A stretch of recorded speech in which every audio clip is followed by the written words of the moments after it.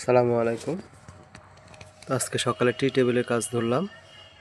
টি table, রেন্টি কাঠের টি table, খুব সুন্দর এক 4টা টি টেবিল। দেখেন,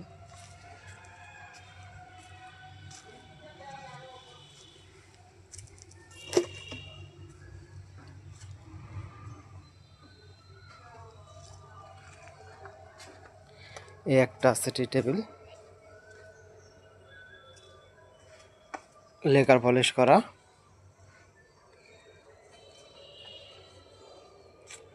এই দেখেন,